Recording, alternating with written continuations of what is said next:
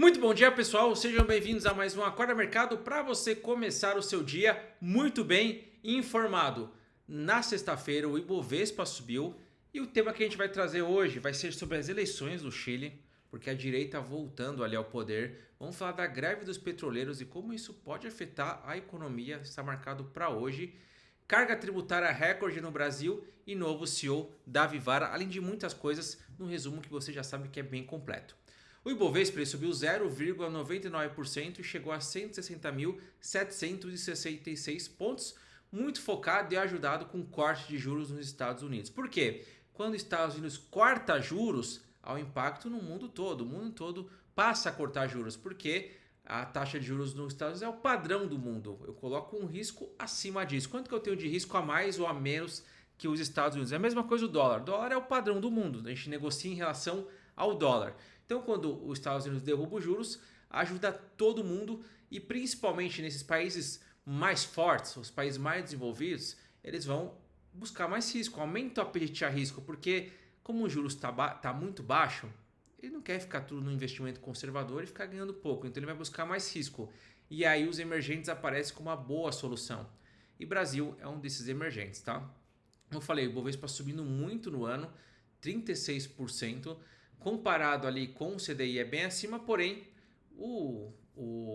a bolsa está estagnada ali há alguns anos já.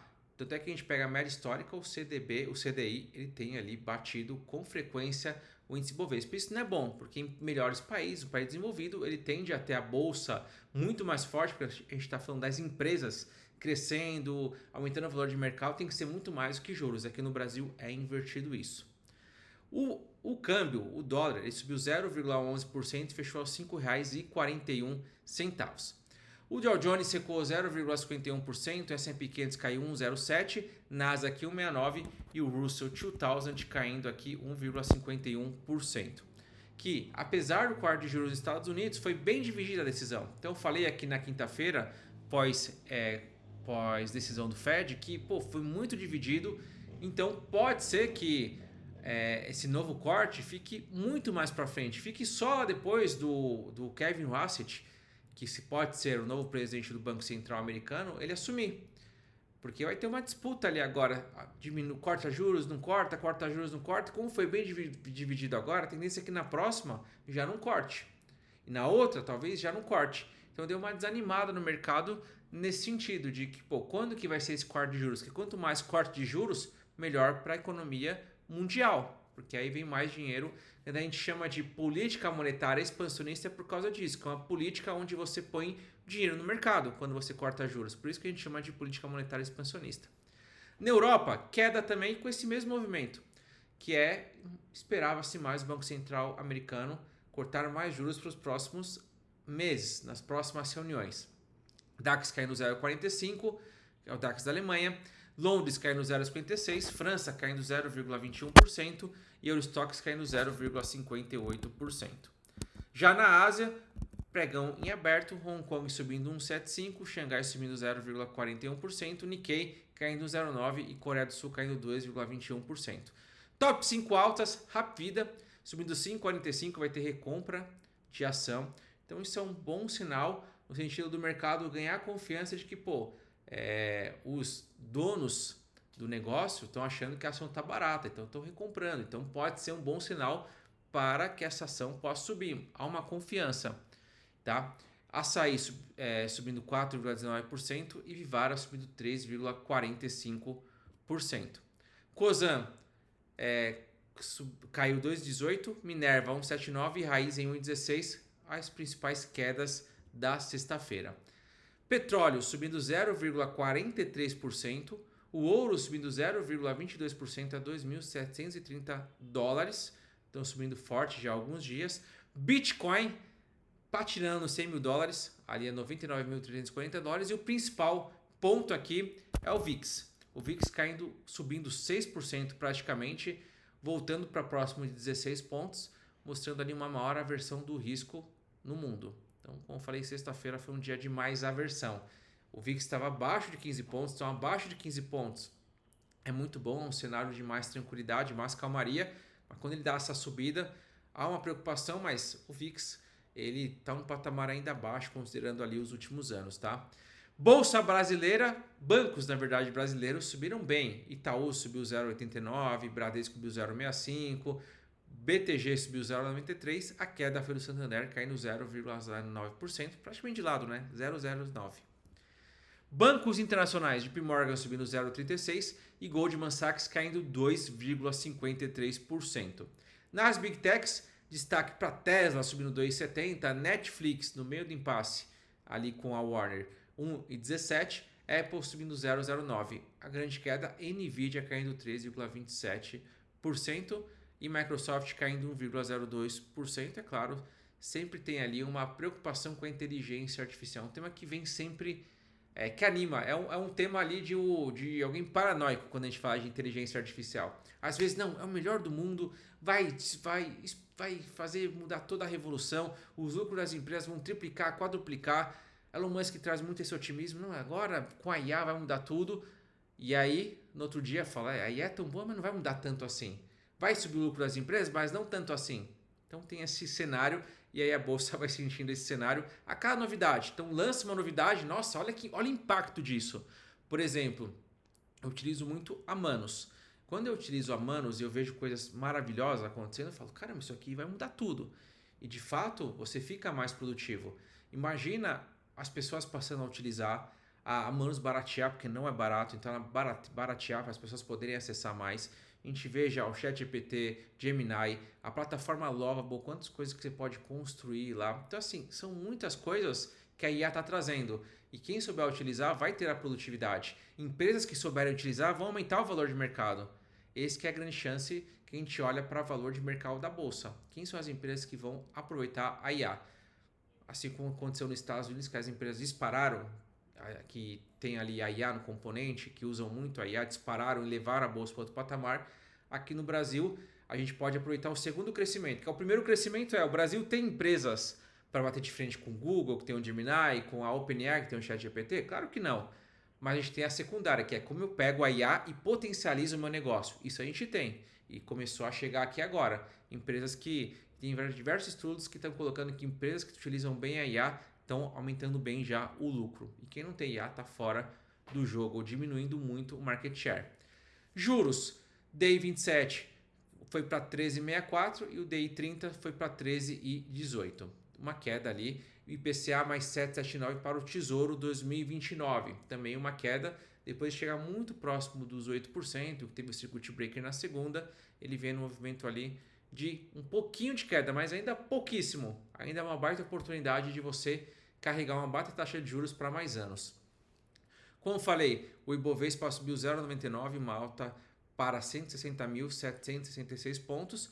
O dólar subiu 0,11%, chegando a R$ 5,41. Acompanhando esse que a gente chama de rally de Natal. Até quando essa bolsa pode ir? Essa bolsa que nos surpreendeu muito esse ano. Ninguém acreditava, ou poucos acreditavam que passaria dos 150 mil pontos e ela passou. Hoje tem um movimento que pode complicar um pouco, que é a greve dos petroleiros. A Federação Única dos Petroleiros confirmou o início da greve para hoje. E a gente sabe, se uma paralisação durar mais de 72 horas, ou seja, 3 dias, há um risco de desabastecimento bastante real. Eu sempre falo, mas como assim vai desabastecer? Estamos falando do petróleo e o restaurante, será que o restaurante ele vai sofrer com isso? Será que as lojas, os supermercados vão sofrer com isso? O que é esse desabastecimento?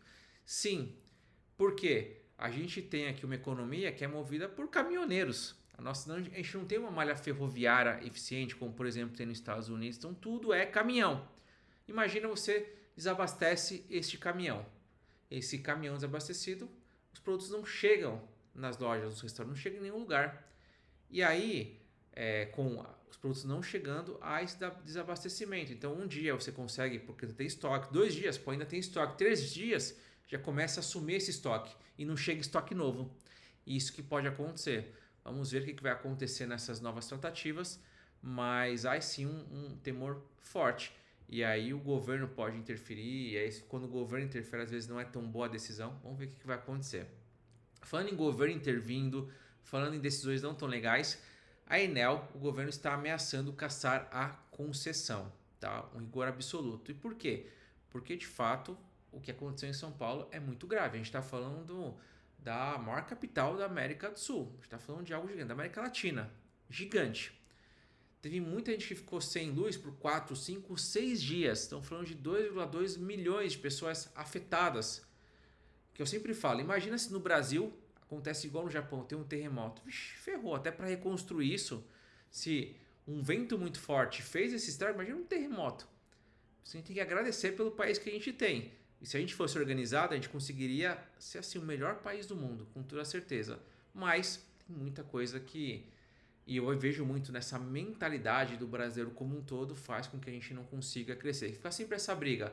Ah, agora a Enel, mas foi por que privatizou? Foi por causa disso. Mas a gente vê que boa parte das empresas que não privatizaram, como os Correios, estão muito ruins também. Então cada um defende um ponto muito forte sem entender qual que é o ponto, sem entender o que isso afeta de fato o mercado, a economia. Vamos isolado, fato isolado. Vamos analisar a Enel. Pô, a concessão foi um ato legal, mas tá ruim nesse momento. Vamos pensar, vamos trocar, vamos analisar. Não tem que, é porque privatizou ou não. Correios tá ruim, tá dando prejuízo. Privatiza, não privatiza? Vamos olhar para esse ponto. Então não é uma decisão de 1 mais 1 igual a 2 sempre, não. A gente precisa entender. E aí é o que faz a gente travar muito nessa economia por conta dessas conversas que a gente tem como um todo. Mas quando a gente olha estudos como um todo, privatizar tende a dar mais resultado. Ponto. Agora, vai dar sempre mais resultado? Não. Em quais setores ele dá mais resultado? Isso que tem que ser analisado. Aqui a gente vem com a carga tributária recorde.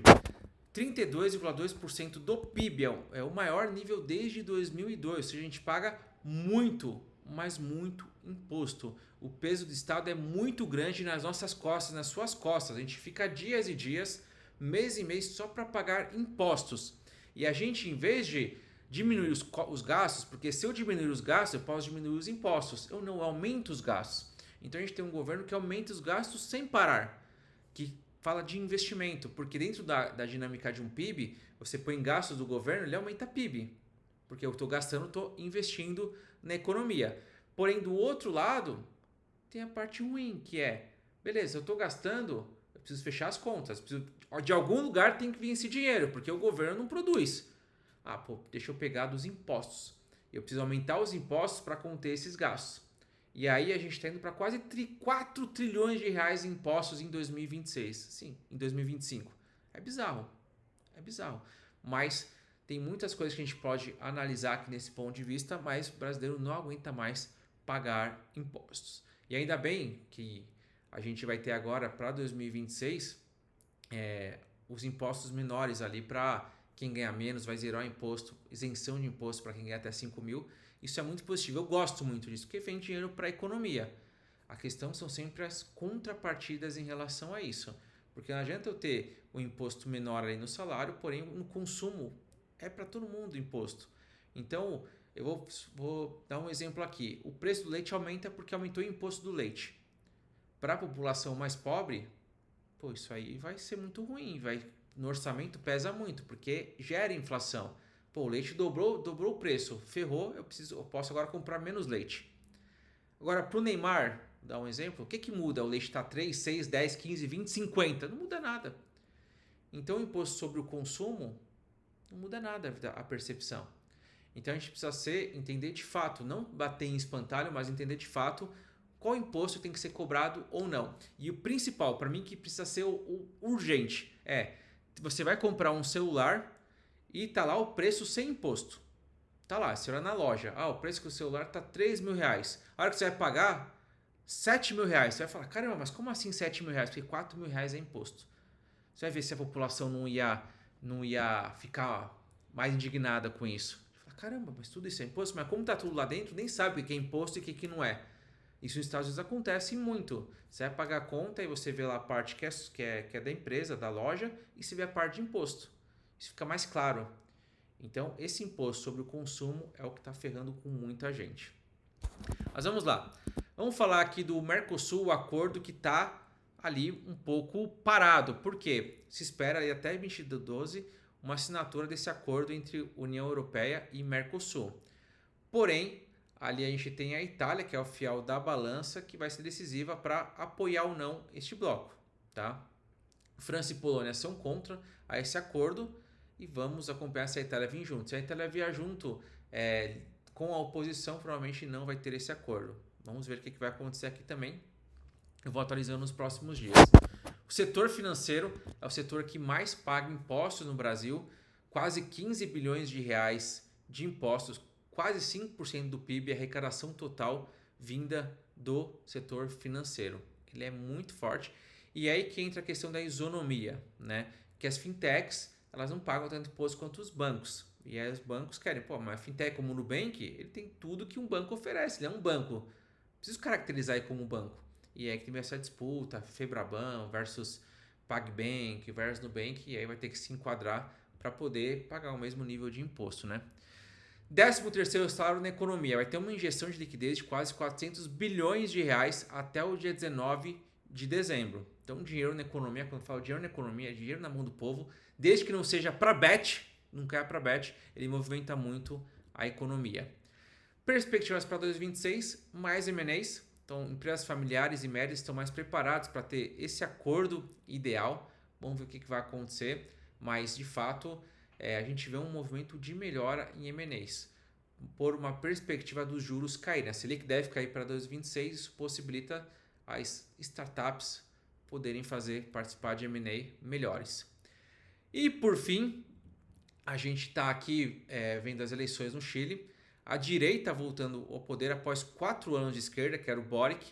O José Antônio Kast voltou, é um candidato mais conservador. Ele foi focado com a pauta de segurança pública, controle rígido da imigração e redução do tamanho do Estado. Então, reduzir o Estado, ou seja, corte de gastos.